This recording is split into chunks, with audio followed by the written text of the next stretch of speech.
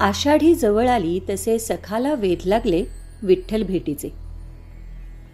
सखाराम जाधव पुण्याजवळ दौंड नजीकच्या छोट्या गावाचा रहिवासी.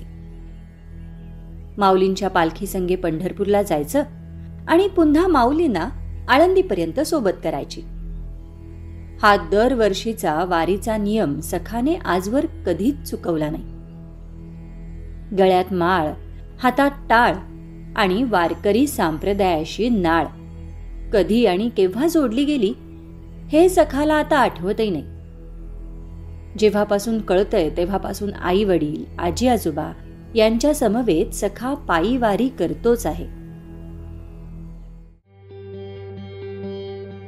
कथा अलंकार, कथांचा अविरत खजिना. संपूर्ण कथेचा आस्वाद घेण्यासाठी कथा अलंकार या YouTube चॅनलला अवश्य भेट द्या आणि सबस्क्राईब करा.